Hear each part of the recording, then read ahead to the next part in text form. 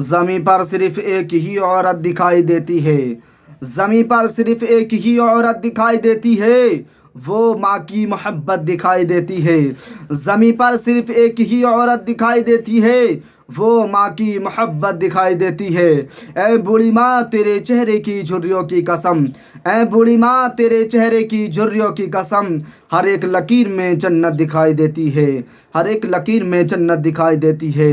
میرے نوجوانوں، میں آپ لوگوں کو اس طرح ایک پیغام دینا چاہتا ہوں۔ اکثر لوگ یہ ہوتا ہے کہ اپنے والدین کو ستاتے ہیں، اپنے والدین کو طرح طرح کی پریشانیاں دیتی ہیں۔ کوئی والدین کو گھر سے نکال رہا ہے تو کوئی والدین کو مار رہا ہے۔ اللہ اکبر، کیا زمانہ آ گیا ہے! جس باپ نے آپ کو پال پوس کر اتنا بڑا کر دیا، آج وہی باپ کو تم گھر سے نکال رہے ہو۔ یاد رکھنا، ساری کائنات آپ سے راضی ہے، لیکن والدین اگر آپ سے ناراض ہیں تو اللہ کا رسول بھی آپ سے ناراض ہے، اور جس سے اللہ کا رسول ناراض ہوتا ہے اس کا ٹھکانہ جنت میں نہیں بلکہ دوزخ میں بنا دیا گیا ہے۔ میرے نوجوانوں، اس بات کو یاد رکھنا، اپنے والدین کو پریشانیاں مت دو، اپنے والدین کو کبھی بھی مت ستاؤ۔ اگر آپ کو جنت چاہتے ہو تو اپنے والدین کی خدمت کرو، اپنے والدین سے محبت کرو۔ آج لوگ حج کرنے کے لیے جاتے ہیں، عمرہ کرنے کے لیے جاتے ہیں۔ میں ان لوگوں کو پیغام دینا چاہتا ہوں، آج روزانہ آپ حج عمرے کرتے رہو، لیکن آپ کے والدین آپ سے ناراض ہیں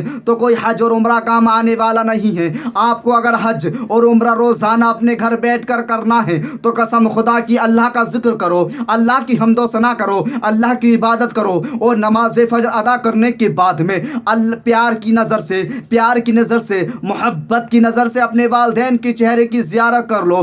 سمجھ لو آپ کو حج اور عمرے کا روزانہ گھر بیٹھے ہی ثواب ملتا رہے گا۔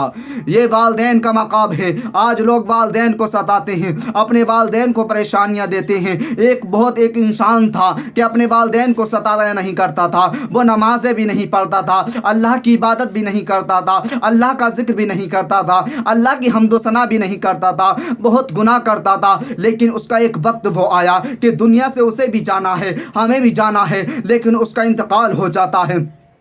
لوگوں نے غسل دیا، غسل دینے کے بعد میں اچھے طریقے سے کفن پہنایا، پہنانے کے بعد میں اسے دفنا دیا، دفنانے کے بعد میں وہ خوابوں میں آتا ہے تو کیا لوگ کیا دیکھتے ہیں کہ وہ جنت کی کیاریوں میں ٹہل رہا ہے، جنت کی ہوائیں مل رہی ہیں، جنت کی غذائیں کھا رہا ہے، جنت کا لباس پہنا دیا گیا ہے، جنت کے بچھونے دے دیے گئے ہیں۔ میرے نوجوانوں، اس کی وجہ کیا ہی؟ میں اپنے نوجوانوں سے جو اپنے والدین کو ستاتے ہیں، میں ان کو یہ پیغام دے کر جا رہا ہوں، اس نوٹ کو یاد کر لینا، اس پیغام کو ذہن میں یاد کر لینا۔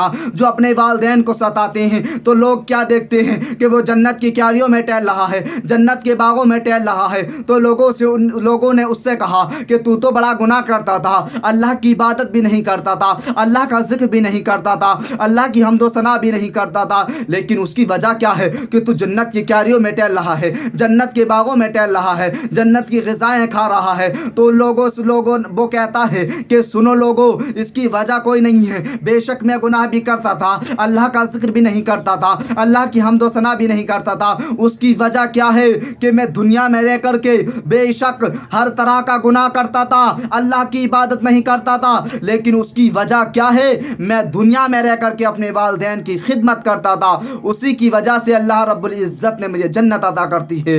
تبھی تو شاعر کہتا ہے کہ زمیں پر صرف ایک ہی عورت دکھائی دیتی ہے، زمیں پر صرف ایک ہی عورت دکھائی دیتی ہے، وہ ماں کی محبت دکھائی دیتی ہے۔ اے بوڑھی ماں تیرے چہرے کی جھریوں کی قسم، ہر ایک لکیر میں جنت دکھائی دیتی ہے، ہر ایک لکیر میں